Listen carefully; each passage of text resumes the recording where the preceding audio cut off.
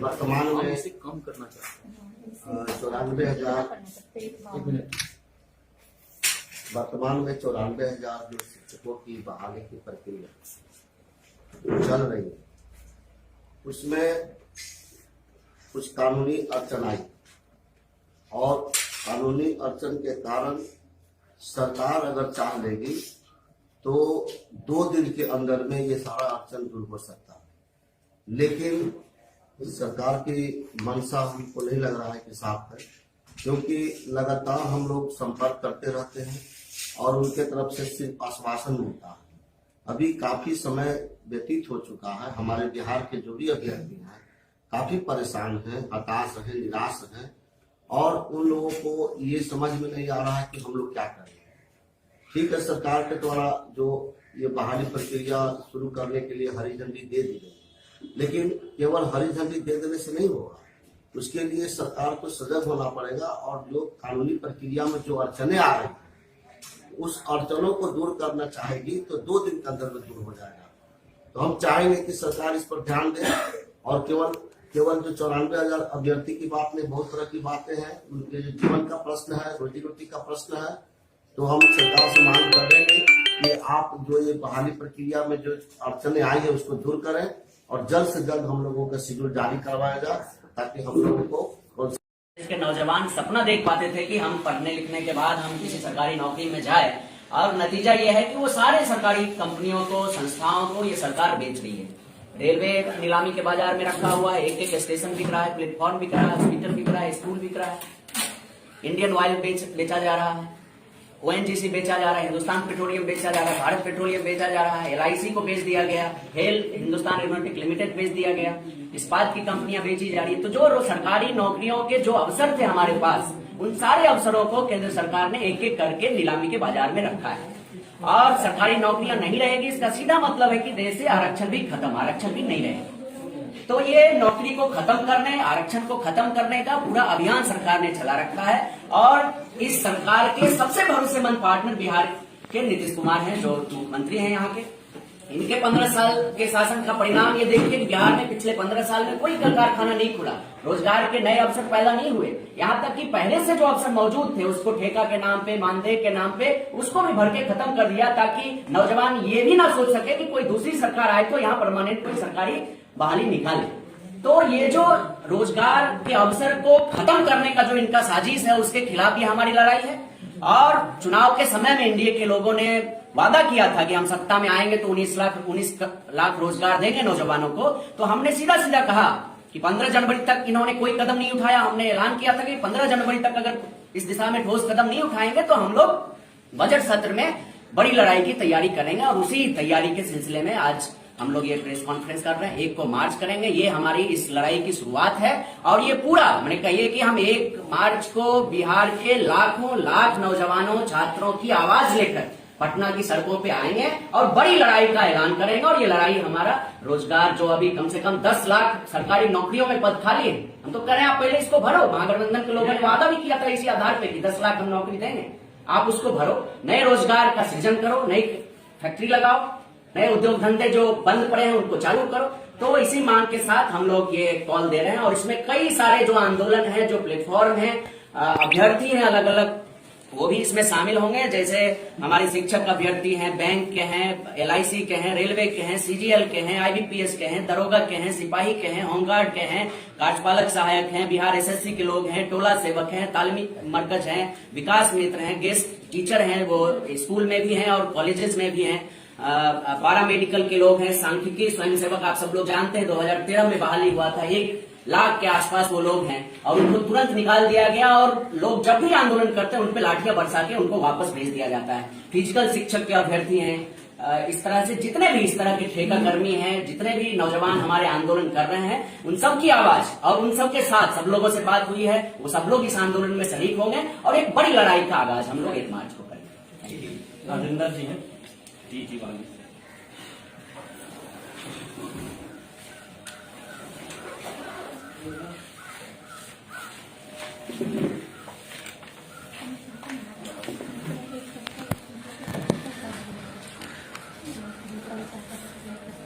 से कम वर्तमान में सिर्फ कम करना चाहते हैं 94,000 वर्तमान में 94,000 जो शिक्षकों की बहाली की प्रक्रिया चल रही है, उसमें कुछ कानूनी अड़चन आई और कानूनी अड़चन के कारण सरकार अगर चाह लेगी तो 2 दिन के अंदर में ये सारा अड़चन दूर हो सकता है। लेकिन सरकार की मंशा हमको नहीं लग रहा है कि साफ है, क्योंकि लगातार हम लोग संपर्क करते रहते हैं और उनके तरफ से सिर्फ आश्वासन मिलता है। अभी काफी समय व्यतीत हो चुका है, हमारे बिहार के जो भी अभ्यर्थी हैं काफी परेशान हैं, हताश हैं, निराश हैं और उन लोगों को ये समझ में नहीं आ रहा है कि हम लोग क्या करें। ठीक है, सरकार के द्वारा जो ये बहाली प्रक्रिया शुरू करने के लिए हरी झंडी दे दी गई, लेकिन केवल हरी झंडी दे देने से नहीं होगा, उसके लिए सरकार को सजग होना पड़ेगा और जो कानूनी प्रक्रिया में जो अड़चने आ रही हैं उस अड़चनों को दूर करना चाहेगी तो 2 दिन के अंदर में दूर हो जाएगा। तो हम चाहेंगे कि सरकार इस पर ध्यान दे और केवल जो 94,000 अभ्यर्थी की बात नहीं, बहुत तरह की बातें हैं, उनके जीवन का प्रश्न है, रोजी रोटी का प्रश्न है। तो हम सरकार से मांग करेंगे कि आप जो ये बहाली प्रक्रिया में जो अड़चने आई है उसको दूर करें और जल्द से जल्द हम लोगों का शेड्यूल जारी करवाया जाए ताकि हम लोगों को काउंसलिंग हो सके।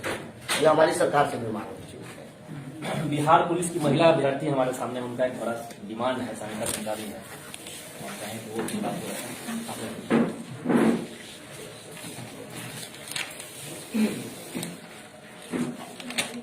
हम महिला पुलिस अभ्यर्थी, हम लोग को सरकार से यह अपील है कि हम लोग का हाइट जो है 1.55 हटा के हम लोग का 1.52 करना चाहिए, क्योंकि सभी हरियाणा, राजस्थान जैसे राज्यों में महिला की औसत आयु जो हाइट जो है 1.50 रखी है, तो बिहार में 1.55 क्यों?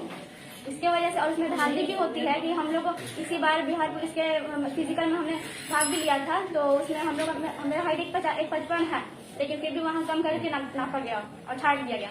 तो ये धांधली होता है और जो पैसा देते हैं उनका हो जाता है और जो मेरिट लेना चाहते हैं उनका नहीं होता है। तो ये तो बहुत गलत है। और इस बार जो बहाली है उसमें वजन भी ला रहे हैं, तो ऐसा तो नहीं है, दौड़ने से तो वजन भी लड़कियों का कम होता है, तो वजन से तो और हाइट में छाटते हैं, वजन में भी छाटना शुरू कर दिया है। और एक है कि उम्र लड़की का 30 होना चाहिए नॉर्मल बिहार पुलिस के लिए, लेकिन उम्र को भी कम कर दिया गया है। ये सब हम लोग को सरकार से अपील है कि सब कम करना चाहिए और हाइट सबसे ज्यादा।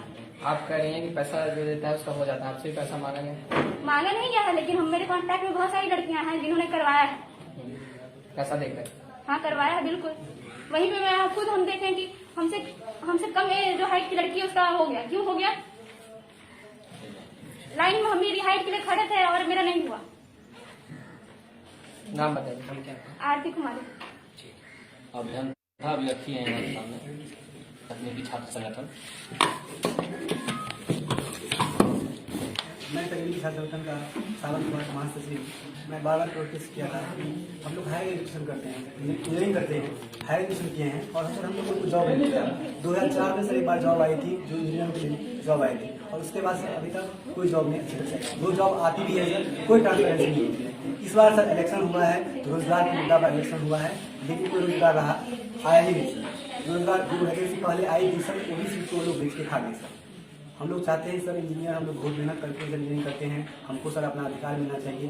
एक असिस्टेंट इंजीनियर का पोस्ट होता है सर, हम लोग उसी को अप्लाई कर पाते हैं, जिसकी वजह से वैकेंसी नहीं जा पाते हैं सर। हम लोग चाहते हैं सर अदर स्टेट में जो होता है सर वैकेंसी आता है किसी पोस्ट का, तो सर हम लोग को अलाउ नहीं मिलता है सर वहाँ पर। हम लोग चाहते हैं जो बिहार के डोमिसाइल बच्चे हैं उसको सर 90% कम से कम आरक्षण मिले।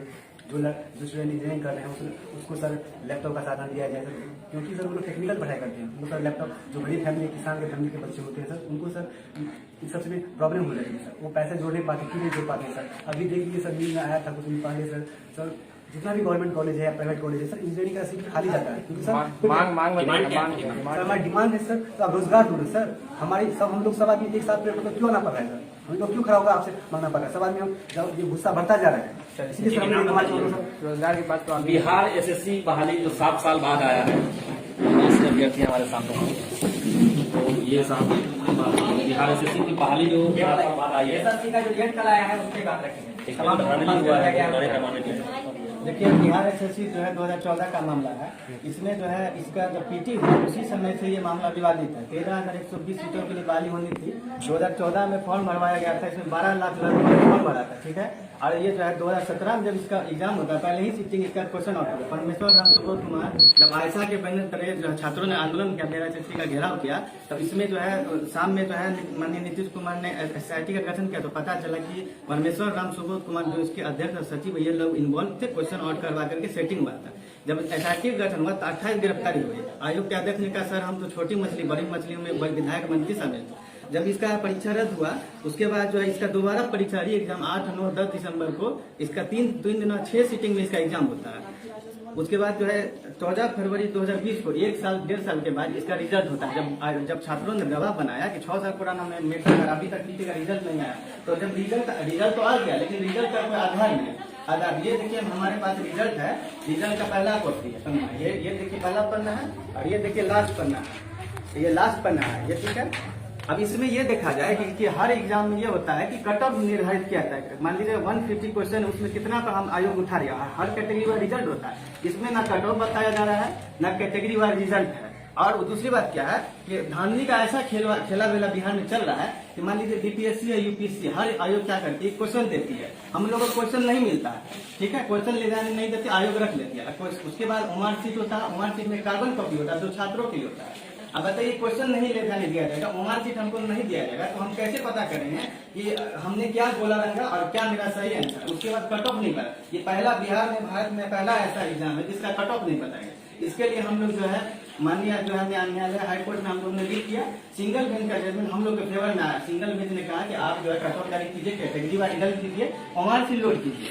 अब जो आयोग जो है अब उनको समय दिया गया, तो आयोग क्या कहे कि सर 6 साल पुराना मैटर हमको मेंस लेने दिया जाए। हम ये कह रहे हैं कि जब पीटी में मामला विवादित है तो मेंस लेने का आपको क्या गड़बड़ी है। अब ये आयोग क्या कहे, डबल बेंच में कहा सर हमको मेंस लेने दिया, ये लोग क्या कि मेंस ले लिए। और हमारा जो हमारा RTI के तक मौलिक अधिकार है कि भाई हमको कट ऑफ बताया जाए, कैटेगरी वाइज रिजल्ट दिया जाए, मॉडल आंसर की दिया जाए। अच्छा मॉडल आंसर की नहीं दिया, मान लीजिए बिहार की राजधानी पटना है, आयोग कहेगी ना बिहार की राजधानी नालंदा डिस्ट्रिक्ट है, तो हम कैसे मान लें कि भाई सही आंसर क्या, उसके लिए मॉडल आंसर की जारी होना चाहिए। मॉडल आंसर की जारी नहीं होती है, क्वेश्चन दी नहीं जाती है, यानी ट्रांसपेरेंसी है नहीं। यानी बिहार में बाहर है, भ्रष्टाचारी सरकार है और यहाँ नौकरी देने में पूरा फर्जीवाड़ा होता है। तो इसके लिए जो हमारी मांग है कि जो है सबसे पहले अगर माननीय नीतीश कुमार कहते हैं कि भ्रष्टाचार के खिलाफ जीरो टॉलरेंस हमारी नीति है, तो भाई आप जीरो टॉलरेंस नीति है और जो है ये इतने सारे लाखों छात्रों के भविष्य के साथ खिलवाड़ हो रहा है, तो आप आयोग को क्यों नहीं करते कि कट ऑफ जारी किया जाए, कैटेगरी वाइज रिजल्ट जारी किया जाए। और डबल बेंच में मामला है तो आयोग वहां क्यों नहीं उपस्थित होकर कह रहे ठीक है हमको समय दिया जाए, कट ऑफ हम जारी करेंगे, कैटेगरी वाइज रिजल्ट देंगे। यानी इतने मतलब बिहार में ट्रांसपेरेंसी नाम की चीज नहीं, यहाँ लोग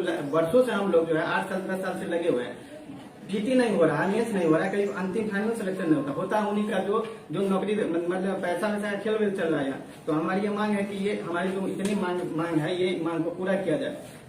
एक तो बिहार में बहाली, एक तो बिहार में जो है वो वैकेंसी आती नहीं है, उसके बाद जो है ये ट्रांसपेरेंसी नहीं है।